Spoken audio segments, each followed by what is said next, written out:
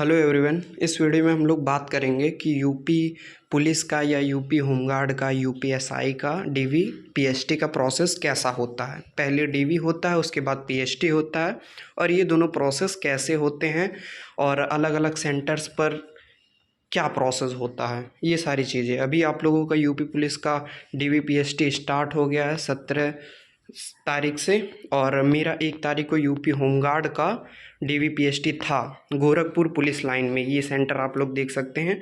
अगर यही सेंटर आप लोग का है, कुछ लोगों का, तो आपको मैं बताऊंगा कि यहाँ के जो स्टाफ हैं, जितने भी जो एग्ज़ामिन कर रहे हैं, डीवी पीएसटी का प्रोसेस कंप्लीट करा रहे हैं, वो उनका नेचर कैसा है, वो सपोर्ट कर रहे हैं या नहीं कर रहे हैं। तो इस प्रोसेस में सबसे पहले अगर आप टाइम पर पहुंचते हैं, 9 बजे टाइम दिया गया है, और आपको कोशिश करना है कि 8:30 बजे तक या 9 बजे से पहले आप वहां पर पहुंच जाएं। लेकिन अगर बाई चांस आप लेट होते हैं, जैसे मैं बारिश की वजह से 9:30 बजे वहां पर पहुंच पाया था, तो वहाँ पर वो लोग सपोर्टिव होते हैं, कोई प्रॉब्लम नहीं होता है। आप वहाँ पर जैसे जाएंगे, आपको एक वेटिंग एरिया बताया जाएगा कि आप वहाँ पर चेयर लगे होंगे और फ़ैन के नीचे आप लोग बैठते हैं, वहाँ पर वेट करते हैं, आपका कॉल आएगा।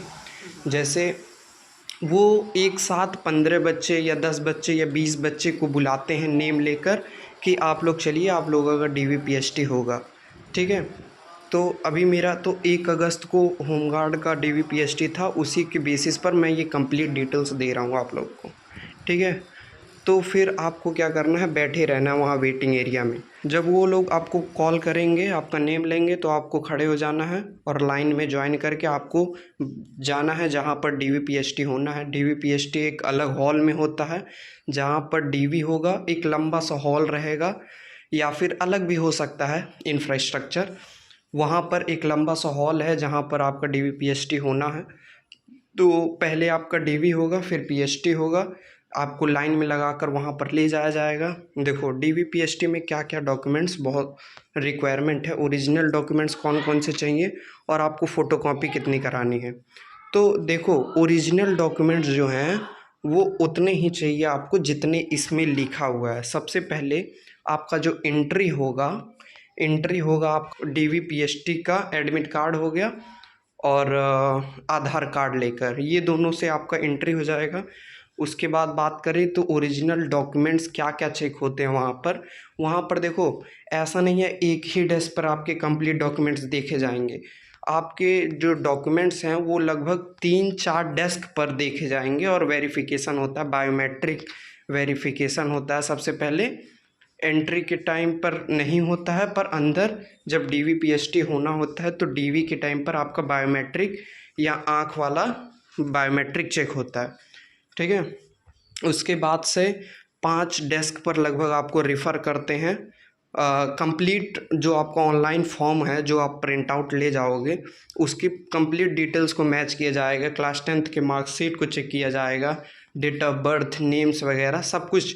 नेम्स वगैरह में अगर एरर है कहीं पर तो वो सही कर देते हैं। एफिडेविट आप बनवा लीजिएगा फॉर सेफ साइड, ठीक है।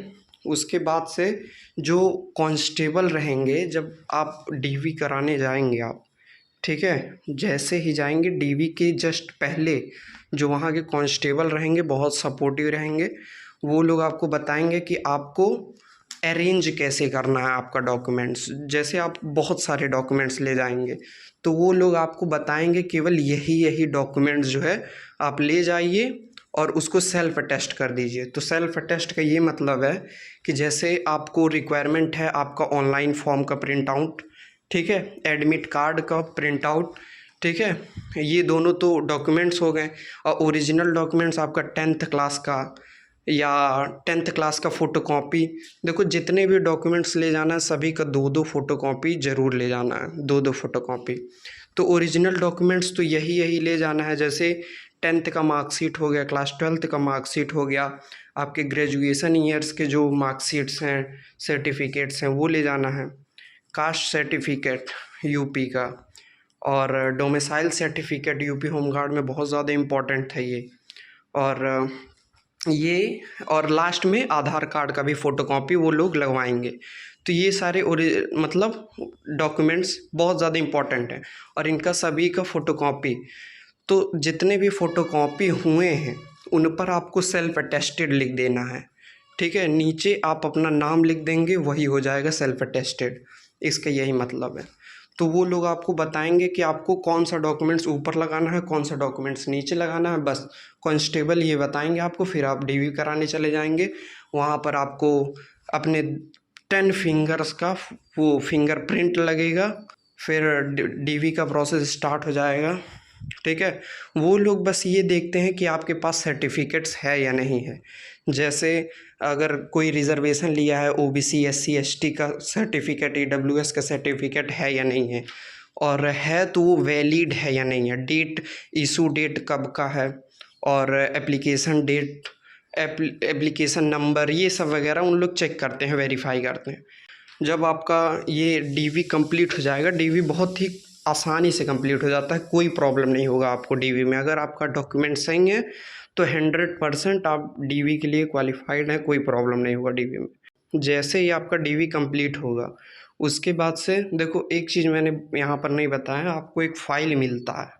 ठीक है, एक फ़ाइल मिलेगा आपको, पिंक कलर का फाइल रहेगा, उसमें आपका जो पेपर्स है, पेपर वर्क जो है वो 25 पेज लगभग होते हैं। वहाँ पर आपका सब कुछ रहेगा उसमें, कि आपका जो डीवी में है रिज़र्वेशन सर्टिफिकेट्स वगैरह कंप्लीट है, और ये फिज़िकल टेस्ट में, मतलब फिज़िकल स्टैंडर्ड टेस्ट में आपका क्या मेज़रमेंट आया, चेस्ट का, हाइट का, ये सभी पेजेस उसमें रहेगा। अपील का भी पेज उसमें रहेगा। अगर आप किसी चीज़ में बाहर होते हो तो फिर आप अपील करते हो, वो बात अलग है, और अपील ज़रूर करना है। ठीक है, तो उस फाइल को वो लोग लगभग 5 डेस्क पर ऐसे वेरीफाई करते हैं, लिखते हैं, और जो भी आपके डिटेल्स हैं उसको यस यस करते हैं, उन लोग टिक करते हैं। ठीक है, कि ओबीसी में है टिक कर दिया, एससी में है टिक कर दिया।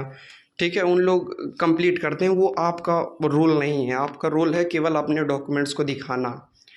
ठीक है, और फ़ोटो ले लेना, 10 फ़ोटो ले लेना, लेकिन 3 ही फ़ोटो का काम में आएगा। फिर जैसे ही डीवी कंप्लीट हो जाएगा, आपको वहीं किनारे नीचे बैठा दिया जाएगा, लगभग 20-25 लोग को एक साथ, और बोला जाएगा कि आप लोग अपना जो ऊपर के कपड़े हैं, टी शर्ट वगैरह या बनियान वगैरह, वो निकाल दीजिए। फिर उसी के दौरान लगभग 5-10 मिनट के अंदर ही आपका पीएसटी भी कंप्लीट हो जाएगा। ठीक है, पीएसटी कंप्लीट होगा, 1 बाय 1 वो लोग आपका नेम बोलेंगे। ठीक है, फिर आएंगे, सबसे पहले हाइट मेज़रमेंट करेंगे, चेस्ट मेज़रमेंट करेंगे, इस तरह से पीएसटी कंप्लीट होगा। देखो, पीएसटी में भी कोई प्रॉब्लम नहीं होगा, आप नीचे बैठे रहेंगे, आपको नेम लेकर बुलाया जाएगा, और सबसे पहले आपकी हाइट नापी जाएगी। ठीक है, उसके बाद आपका चेस्ट नापा जाएगा। चेस्ट देखो, कहीं से भी, मतलब ऐसा नहीं है कि नीचे से नापा जाएगा, वो ऊपर से ही नापा जाएगा अच्छे से। और चेस्ट में भी वो लोग बहुत ज़्यादा सपोर्टिव हैं। अगर किसी का एक्सपेंसन नहीं हो रहा है तो वो लोग फुलाना सिखा भी रहे हैं। तो अगर एक्सपेंसन में प्रॉब्लम नहीं है तो आप चेस्ट में आसानी से पास हो जाएंगे। और हाइट में 168 प्लस ही होना चाहिए। अगर आप बॉर्डर पर हैं तो भी कोई प्रॉब्लम नहीं होगा, लेकिन अगर आप 168 से कम हैं, ठीक है, तो प्रॉब्लम हो सकता है। बाकी मेरा हाइट जो है 173 सेंटीमीटर आया था अप्रॉक्स में, और चेस्ट जो है वो 82-85 हुआ था। ठीक है, वो 86 हुआ था, पर वो दबाते हैं उन लोग। हाइट और चेस्ट बस मेज़रमेंट होना है, उसके बाद से ये प्रोसेस ही ख़त्म हो जाता है। बस उसके बाद से आपको जो फाइल है वो रिडायरेक्ट कर दिया जाएगा। जो एक कंप्यूटर पर बैठे हुए होते हैं वो आपका ऑनलाइन डाटा फीड करते हैं।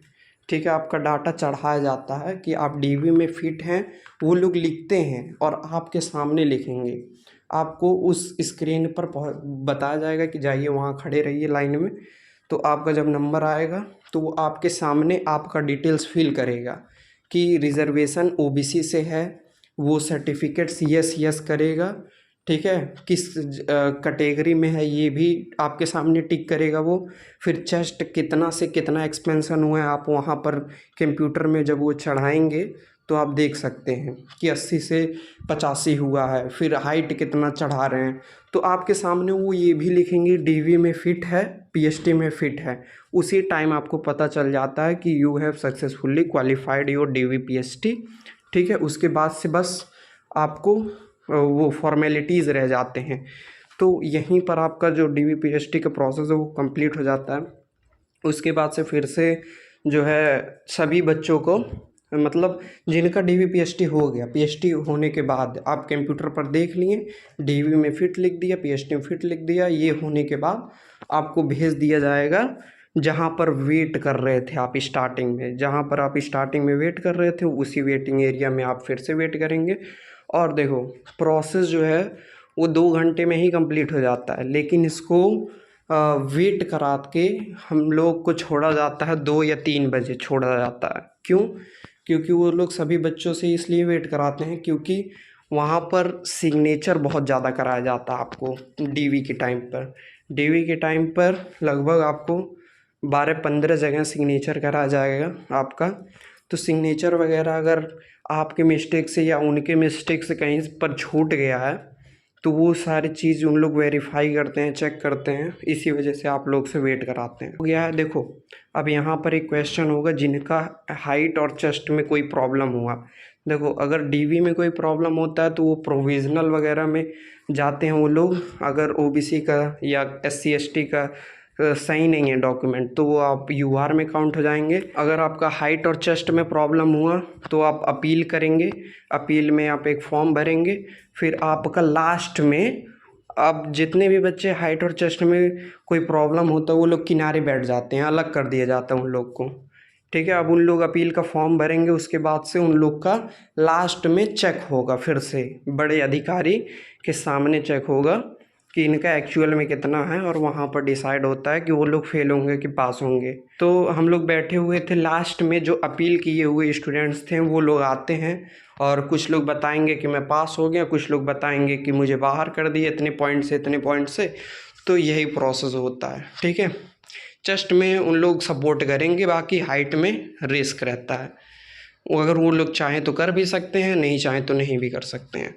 ठीक है, तो जब अपील वाले स्टूडेंट का फाइनल हो जाएगा उसके बाद ही आप लोग फ्रीली जा सकेंगे अपने घर पर। वो लोग बताएंगे कि सभी लोगों का डीवी पीएचटी हो गया। देखो अगर किसी को कोई प्रॉब्लम नहीं आया तो उसका डीवी पीएचटी क्वालिफाइड हो गया है, तो वो लोग बताएंगे सभी लोग अपने घर जा सकते हैं। तो सब लोग अपने घर जाने लगते हैं उसके बाद से। ठीक, यही था complete process. If you have any doubt write down in comment section, I will reply you as soon as possible. Thank you.